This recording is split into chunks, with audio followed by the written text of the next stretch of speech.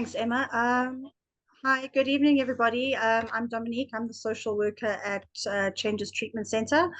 And what I'm going to be talking about today is something called dry drunk syndrome.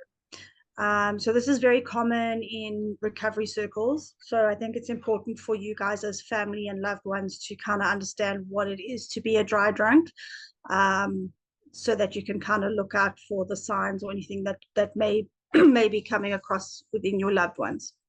Okay, next slide, please.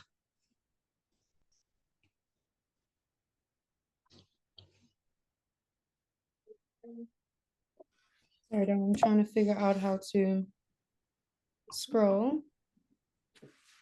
There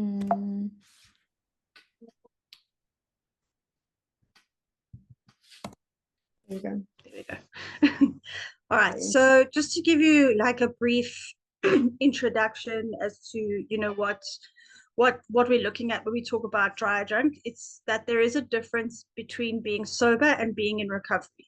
So a lot of the times we say that it's very easy to put down the drugs or alcohol, but it's not easy to stay stopped.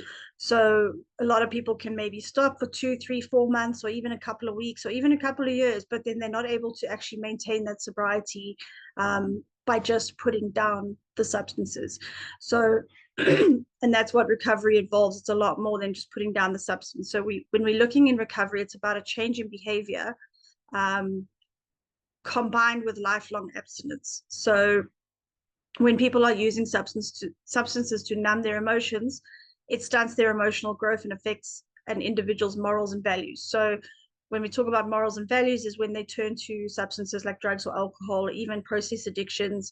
They doing that to kind of make themselves feel about themselves, but they're not sticking or adhering to the morals and values that they've kind of grown up with in life, and they end up, you know, becoming someone that they don't want to become.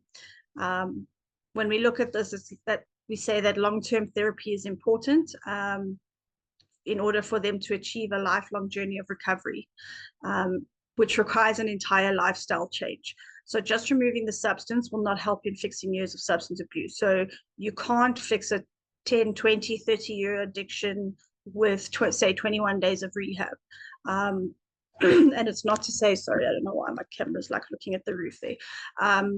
It's not to say that your loved one can't get treatment in 21 days, but after treatment, there's always other options to look at in terms of lifelong processes or longer treatment in order to make sure that you can make that lifestyle change so that you can maintain sobriety.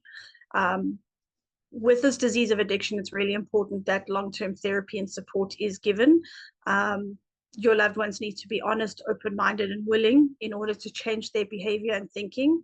And if the changes are met, then they can be clean and sober. But if the changes are not met, they will be clean and sober, but they won't be happy, joyous, and free. And some people don't make the necessary changes and are left angry and miserable and depressed. And this is what we call dry drunk. So basically what that means is that we always talk about a lot in step one, the powerlessness and unmanageability that comes with the disease of addiction. The powerless being there's no control over it, and then the unmanageability is that, you know, the loss of jobs, the relationships that are affected, financial structure that's affected, all of that stuff, the stress at work, for example, stress at home that's leading someone to drink, is basically it's all still there. It doesn't go away. If they're not willing to make those changes and work a program of recovery, that will not go away. They'll still feel what we call irritable, restless, and discontent. Next slide, please. Okay, so I'm going to break it down, and please, guys, feel free to raise your hand or ask any questions as we're going through the presentation. Obviously, we will have time for questions later, but I think if there's anything that you're unsure of, please do feel free to ask the question or raise your hand, or put even a question in the chat box. So when we're looking at dry drunk syndrome, we obviously need to look at the reasons why people drink and use, which is, you know, there's a lot of factors that contribute to people drinking and using, or even with process addictions. And when I say process addictions, obviously I'm meaning like gambling, eating disorders, sexual addictions, all those sort of process addictions. So generally we say that there's possibly a genetic predisposition to substance dependence. So they may have relatives or someone in the family that is an addict or an alcoholic. A lot of the times it can be triggered by trauma. We also look at social conditioning or home environments. So, for example, if someone is living in an area that's kind of full of substance and crime, for example, then they tend to kind of lean on that side of things. Or, for example, if and this is a very common one that we're seeing most today, is the peer pressure that kids will get at school. With the social media aspects that we have now, with the role models that people are looking up to, there's a lot of conditioning that happens there where we want to look like this person or we want to fit in, so we have to do what everybody else is doing. It's also with the inability to cope with life circumstances, and negative core beliefs about themselves or their lives. So a lot of the time it's a low self-esteem. They don't feel good enough. They feel worthless. They don't feel that they can accomplish anything. They become depressed. They become, anxious. They become miserable. And the only thing that they know is that if I drink or if I do drugs, it's going to make me feel better, or it's going to make me more confident, or people are going to like me if I do it. So there's a lot of different aspects that can be, the reason why people are using and drinking. And what we do at Changes as well is we work on a biopsychosocial model. So all of these reasons that people use substances kind of fall into the model that we work through, so we kind of tackle it from all directions. And that's why we work with a multidisciplinary team. But that's said, it's only a temporary solution to the problem. So I mean, if we think about it, many people have addicts and alcoholics in the family, but they don't become an addict or an alcoholic. Many people go through trauma, but they choose to deal with trauma differently as opposed to turning to substances. Like social conditioning. Some people make choices in a healthier way as opposed to going towards the negative. So yeah, I think that's really important to also take into account. And then what happens is, like I said, that's a temporary fix to the problems that are happening. Quitting the substances without that change in lifestyle or other behaviors and thought processes is not enough. For example, you're going to have someone in treatment or your loved ones in treatment. They spend, say, 21 days, 3 months, 6 months, whatever the case is. They're on a court order for 12 months, but they leave treatment and they go straight back to the same environments. They go straight back to the same people. They go straight back to the same places that they hang out with. They don't make any changes in their lifestyle. It's just going to create a very difficult and uncomfortable environment for them to be in. It doesn't take away the problem that the addict or alcoholic was trying to resolve in the first place. It's a temporary fix. If I get drunk, I can forget about it, but then once I've gone through my hangover and I'm sober again, I still remember what's happened. So I've got to drink again to try and get rid of that urge, if that makes sense. Excuse me. And then if the addiction is not replaced with a healthy pattern of living, they may end up feeling empty, discontent, and full of anguish. This is what we call dry drunk syndrome, where an addict or alcoholic has no drugs and alcohol, but also no solution. So that's why we always say that just putting the drugs down and the alcohol down is just not, it's not going to fix everything. There has to be that lifestyle change, and they have to make the changes in the behavior. So going back into, obviously, with the dry drunk, it's not just the abstinence, like as I mentioned, it's not just the abstinence of alcohol or drugs, but it's a new way of life. So they do need to complete new lifestyle to replace what they had, and they can be left with the following when only remaining abstinent from substances. This could include pain, fear, emptiness that prompted the abuse of substance, which will return, and then individuals will end up suffering through abstinence or return to active addiction. So we often call it white knuckling. So a lot of patients will, they'll do the 21 days. They think they're cured. They think they're fixed. It's not that big a problem. So they end up white knuckling. They don't ask for help. They don't continue sessions with a psychiatrist. They don't think it's necessary to go to meetings, and they're just kind of living life without the changes. So it becomes very uncomfortable for them. And like it says there, they end up suffering through the abstinence or return to active addiction, because with an addict and alcoholic, the only solution that they know is to drink and use. That's the only thing that an addict or alcoholic will know how to make themselves feel better. When they're not having that as a coping strategy, it's kind of like they become flustered and they don't know what to do. So when we look at being clean, there's a difference between being in recovery and being clean. So with being clean, they're just abstinent. They're not taking any substances. However, they will still be dishonest with you. They will still continue with addictive behavior. They will still hang out with dangerous people, places, and things. There'll be a lot of preoccupation and obsession, not necessarily around substances. It could be around a work situation, or it could be around a family situation. That obsessive thinking still keeps turning. And you'll find that your loved ones will be a lot more irritable. So like if you say, hey, like we've noticed you're not doing okay, like you're seeming a bit down, they might snap at you or become defensive. That's just one of the examples that I can say there. Next slide, please. And then when we look at being sober or in recovery, they will be working a program, whether that be like a form of extended treatment, whether that be just practicing their 5 pillars. We do another whole lecture or family group on the 5 pillars, but I'm going to run through them with you quickly. So there's the sponsor, which is what we tell your loved ones to get. It's basically, the sponsor is like a guide or a mentor that's been through the 12 steps before, living a life in recovery, that your loved one can obviously phone for advice or guidance, or phone when they're craving, as well as run through the step work with them. And then the step work is obviously the written work that comes with the 5 pillars in terms of the 12 steps, or verbal work, depending on which fellowship that you guys or your loved one decides to go with. And that step work is really important. We actually start doing that with them in primary care treatment.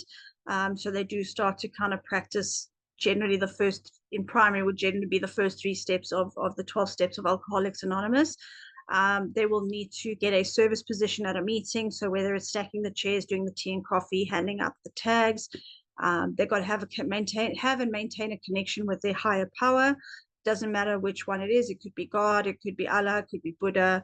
And then they need to, sorry, what's the last one? Step works, meeting, service, meetings. So they should be attending regular support group meetings, whether it's Alcoholics Anonymous, Cocaine Anonymous, Narcotics Anonymous. So those are what we call the 5 pillars, and those are what your loved ones should be practicing on a day-to-day basis in order to work that program of recovery, so that the behavior will change. They will start to become more honest. They will deal with their trauma and circumstances, or even their emotions, effectively.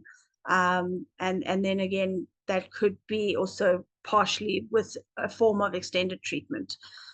Next slide, please. Okay, so we're going to look at how do you know if your loved one is a dry drunk. Because it's all fun and well when we sit in those second conjoints and they say, no, I'm going to leave here, I'm going to get a sponsor, I'm going to do 90 meetings in 90 days, I'm going to get a service position. They do it for like a couple of weeks, and then it all falls apart. So when we look at the risk factors for developing that dry drunk, these can include like social isolation. So they'll stop attending family functions, they'll stop attending work functions, they won't put themselves in a social setting. There'll be a lack of emotional support. There is a disengagement from recovery programs such as this 12-step fellowships or any form of extended treatment. So I'm actually going to have a good laugh at this now, because we were literally talking about this morning in the office. We always say that the first sign towards a relapse is leaving your diary behind in treatment. And I've told the patients like every day, like, guys, please don't forget to take your diaries. Because in reality, in the world where they're practicing a program, in a 12-step fellowship, they should be doing that journaling every day and sending it to their sponsor. And usually when the dry drunk phases start to happen and the stages of relapse start to happen, that's the first thing that's going to fall away, is their journaling and their reflections. after that, then they generally stop doing the step work, then they'll stop contacting the sponsor, and then the last one to go will be the meetings. And also, if they become very defensive when everybody is saying you need extended care, whether it's secondary, tertiary, outpatient, whatever it is, you need some form of extended care, they become defensive, they don't want to do it.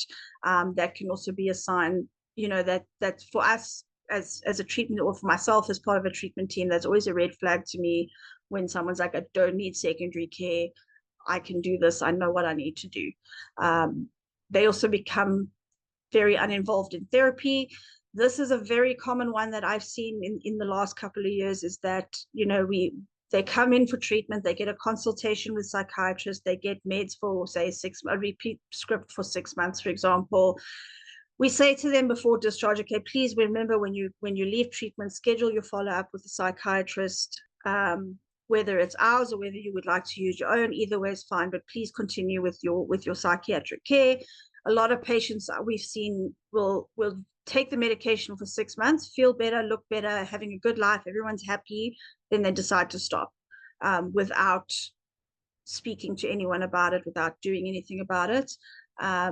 Also, when we look at people that have extended care that don't really want to, sometimes they just become very detached and they don't actually want to participate as much as they do.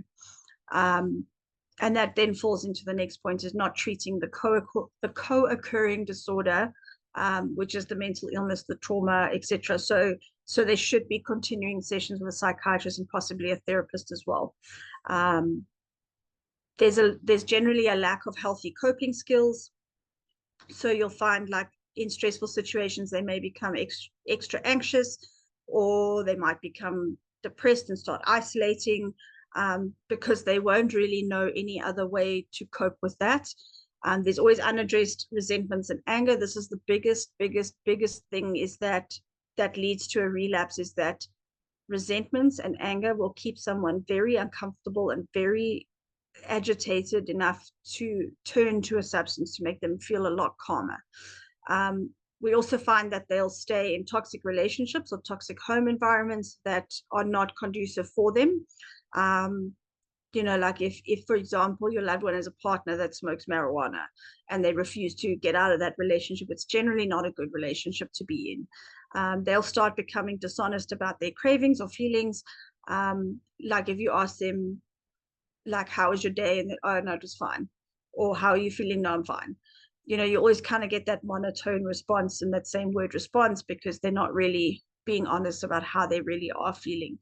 And then they'll start engaging in outside behavioral addiction, which is the process ones that I mentioned, such as gambling, shopping, food, sex. There's quite a few of them. I'm not going to list them all, but these can cause a person to fail to address the core issues or the emptiness that feels and results from active addiction. Next slide, please. Okay, so we'll move on to the symptoms, because I think this is quite important for you as family members to understand, what to kind of look out for. So they might be holding on to resentment and anger, which we've discussed. They could feel superior to others, struggles with ego, or feelings of being inferior or not good enough. What we often find is, and it's very common, that people will come into recovery or into treatment and they'll compare rather than focusing on similarity. So it might be, no, I'm not that bad. I haven't lost my house. I haven't been arrested. I've just drink on the weekends. I'm better than that person. That could be an issue. Or they could feel not good enough, like my family's never going to trust me again. I'm useless. I'm worthless. Like I'm putting in all this effort and nothing's coming out of it. That can be kind of signs that would come up. Comparing their recovery to others' recovery, some people will come back and say, oh, but Joe Soap's got like 25 years and his family loves him, he's married with the white picket fence, but I'm 30 days clean and it's not happening. So they'll start comparing themselves to others. They will start to lash out emotionally with outburst mood swings, and those are unrelated to a mood disorder. So a lot of the times there's this misconception between, the mental diagnosis and the addiction. So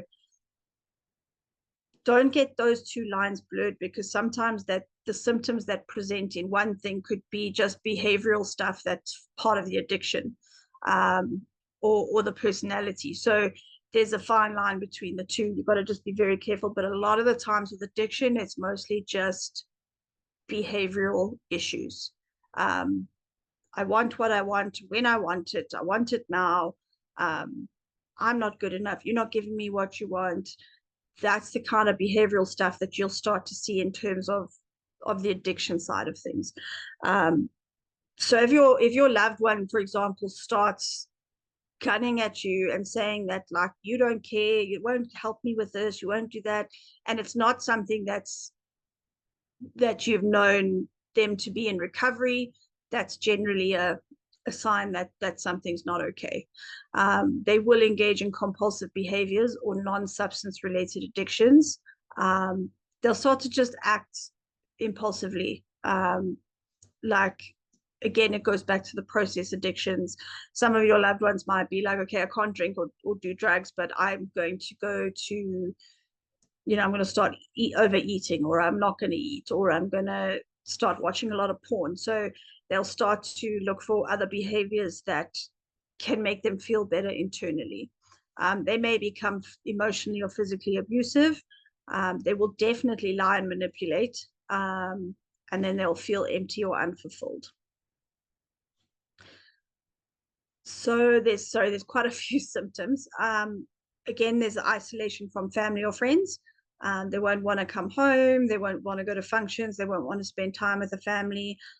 They will engage in high risk behavior, such as, say, hanging out with the same people. We always say that if you sit in a barber shop long enough, you're going to get a haircut. So for example, if you're sitting around people that are your old friends that are smoking weed around you, they're doing drinking around you, and you're still sitting around with them, probably not the best idea. You're testing your recovery, and eventually you are going to pick up. They will start to deny, minimalize, or rationalize their addiction. No, I did it because I was stressed, and I did it because my mom died, or whatever the reason is. They'll start to kind of look for excuses as to why they drink and use.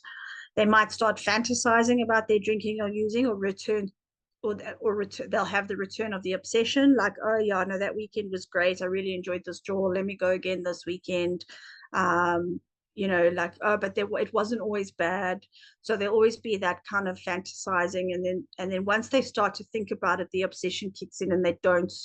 That thing just turns in a cycle until eventually they're like, I'm going to go use. They display disproportionate reactions to life events. So this could be overreacting or not experiencing emotional reaction to intense experiences. So there's always that extreme. It's like either really high up here or really down low.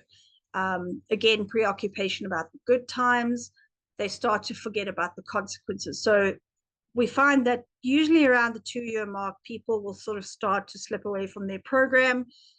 This is just generally, sometimes it happens sooner, sometimes it happens later, because life is great. My family trusts me again. I got a promotion at work. I'm financially stable. Things are going well. They tend to start forgetting about how bad the addiction was. And that's why it's so important for them to go to meetings. That's why it's so important for them to write out stories. It's why it's so important for them to do step work, because they need to continuously keep themselves reminded that this is where my addiction takes me, and I don't want to go back there. And that's why we stress the importance of the 5 pillars, and it's a lifelong thing. They can't just do it for 90 days and stop. It's got to keep continuing. Otherwise, they are going to forget about how bad it was, and they won't want to continue with their recovery. This one we've mentioned quite a few times is with, and I just kind of briefly touched on it now, they stopped working a 12-step program, and they stopped attending support groups or therapy, and then they start to struggle to relate to others in recovery. So those are just some signs. And then there's I think these are the last 3. They will develop destructive coping mechanisms like self-harm. They will fail to treat any mental illness, which can be physically and emotionally harmful. I think I have previously mentioned that, where the clients will kind of comply with the doctor's script for a couple of months, and then they just don't schedule follow-ups or anything along those lines. And then they will refuse to admit to or recognize their behavior and the impact it has on themselves and on others. So your loved ones could still be dishonest. They could still be selfish. They could still be affecting you if they are not working their program of recovery. Next slide, please. Okay, how do we overcome the dry drunk syndrome? So generally, your loved one needs to be able to ask for the help. They need to seek out treatment or counseling. Continuously, I'm going to reiterate again, practicing the 5 pillars of recovery. If they are not doing that, that's a huge red flag. And then, so like you can't just see a therapist. You have to have some form of support in a fellowship as well. They may need to revisit their sustainable recovery plan. A lot of us will go through a sustainable, well, most of the counselors go through a sustainable recovery with your loved ones, so that they set specific goals, they set specific things that they need to do for their recovery. And they might need to go back, have a look at that and say, okay, what am I doing that's not necessary? Because we always say, whatever you put in front of your recovery, you are going to lose. Next slide, please. Okay, how can you as family helped your loved one? So how we do that in terms of overcoming the dry drunk, the one option is to look at inpatient or outpatient treatment, or extended care. So I just want to kind of summarize what I mean by that is that you don't have to be using to come into treatment. You could be coming in for a relapse prevention or joining an outpatient because you just aren't able to cope. And the reason for that is that sometimes some of our patients or some of your loved ones may not be able to kind of have the structure and routine to continue with a 5-pillar program, and they might need that extra bit of support to hold them accountable and make sure that they're running their program, especially with, for example, like an outpatient program or halfway house. There's that fellowship where they all go to meetings together. They all do support each other that way. Be very supportive and kind to your loved ones. Like, I wouldn't rescue or enable and make sure like police their recovery and say, like, are you speaking to your sponsor? Are you going to meetings? Are you doing this? Are you doing that? Can I drug test you every day? We don't recommend that, because that's kind of rescuing and enabling, and just kind of pushing the boundaries in sense of like, are you? We do understand, look, you probably don't trust your loved ones, but you do need to give them the leeway in terms of running their program for themselves, and not enable them. So just be supportive, be kind. If you can see that they're not having a good day, hi, what's going on for you? How can I help you? What support do you need? Just try and be as supportive as possible, and then obviously confront them. So if you're unsure, you think they're lying about something, just ask them straight. My favorite one is like, can I drug test you? And they start getting incredibly defensive. No, I don't need a drug test. I'm fine. I've been going to my meters. I've seen my sponsor. And they go on this whole roundabout situation. That generally means that they're going to test positive for something. But if you confront them like, I need to drug test you, sure, no problem, then there shouldn't be an issue. Okay, next slide, please. All right, so lastly, in conclusion, dry drunk syndrome is fairly common in early recovery, or people have only experienced treatment once. What happens with addiction is they run mostly on self-will and believe that they can do this on their own. Our patients or clients are always looking for an easier, softer way. Like, for example, we say, please, you need to go to secondary care for 2 months. You're not going to cope outside. The family are saying secondary, and this person's like, no, I'm going to just do outpatient. I'll be fine. And then 2-3 weeks later, they're back in treatment. So it's just very important to consider those factors as well. And like I said, just continue to be supportive and encourage them to seek out help, or just by letting them know, look, you can come and chat to me. I'm not going to judge you. I'm not going to be me. Like, I'm not going to go off at you. Just to keep those open channels of communication with each other in a kind, supportive way.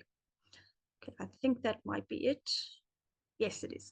All right, so I'm going to open it up to questions and answers, or if any of you would possibly like to share your own experiences, or maybe Cheryl or Emma or Dr. Tia might want to have something to add. Dom, can you hear me? Yeah, we can. Okay, I just want to touch on 2 things that you did say that are so important, and I'm so glad that you raised them, is that to your, the duration.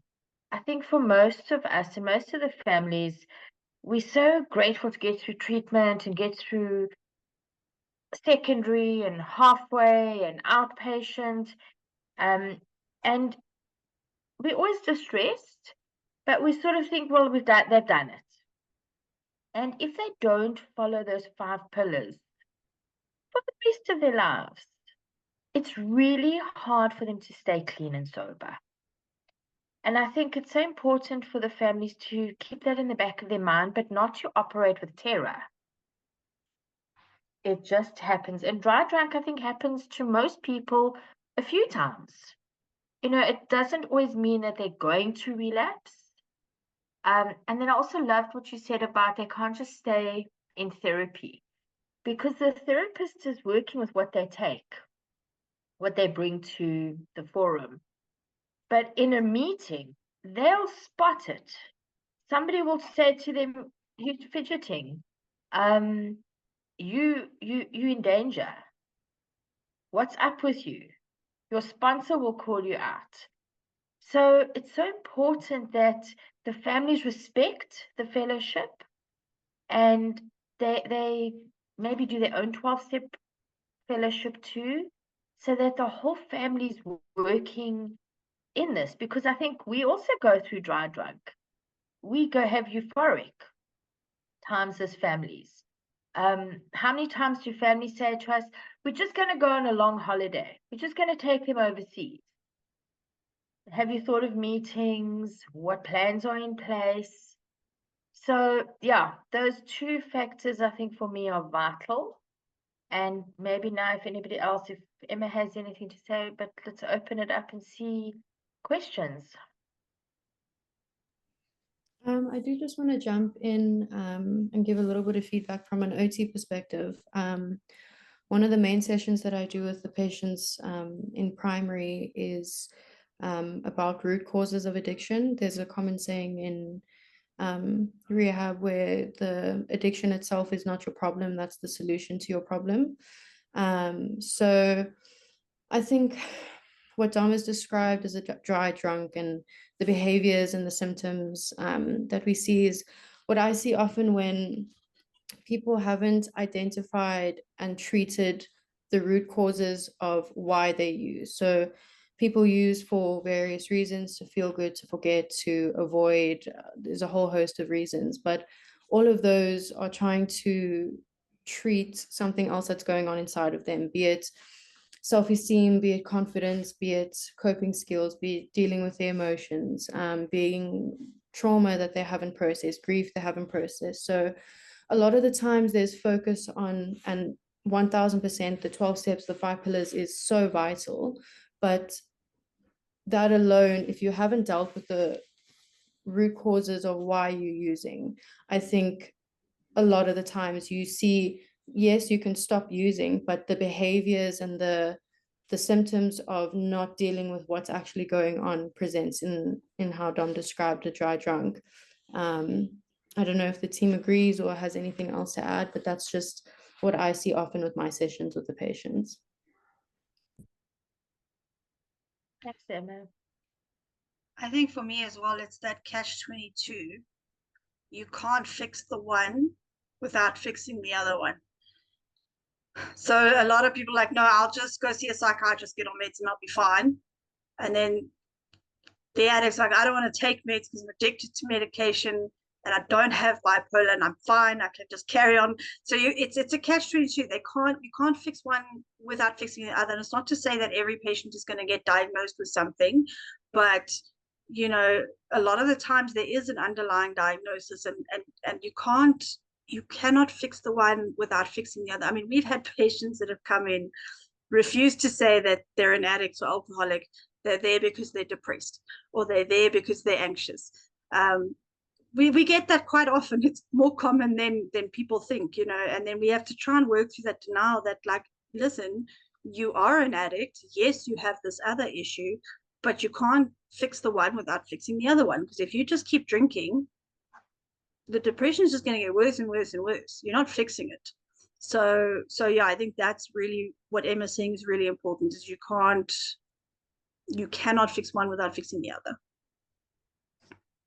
It ties into addressing the biopsychosocial illness of addiction. If we don't cover the biology, the psychology, and the social elements, which I think is interaction with other people, a higher power and behavior, then, they are going to struggle. And for any of you who've experienced the dry drunk, it's like they're using. Their behavior is impossible. They're moody. Like your gut tells you that there's drugs. Sometimes you test them. They might be clean, sometimes not. But dry drunk, it's called that for a reason. The substance isn't there, but the behavior is so much addict kind of behavior, alcoholic behavior, that you're not sure if they actually are clean. So yeah, that's attending to the illness from a physiological, psychological, spiritual, as well as behavioral. Those that don't do it in conjunction will struggle. It's so refreshing to hear a family member that committed to his own or her own recovery, because I think our head spins. Anybody that's on this platform knows what it's like living with addiction. You don't know your name from your surname. There's times you wake up in the morning, you're in a dwell. You go to work, you panic. You come home from work, you panic. And we're very quick to put them in treatment. We'll bend over backwards. We extend ourselves financially. But when we hear that we need to recover, most of us think, I'm fine. I don't have the drug problem. I'm behaving. I have to look after them. But we, as family members, really do need our own recovery. And it is ongoing. I went to my first support meeting in 1983. I'm still there. I still go. I still, need that support from time to time. So there's 3 fellowships that the families can use. One is Al-Anon, one is Nar-Anon, and the other one is Co-Anon. So, nowadays, you can partake online. You can go to meetings in America, the United Kingdom, Europe. So any 12-step fellowship for families, join. There's Families Anonymous as well. As long as they do the 12-step program and they are offering you support and information and knowledge, go for it. Tough Love is also local, but it's not 12 steps.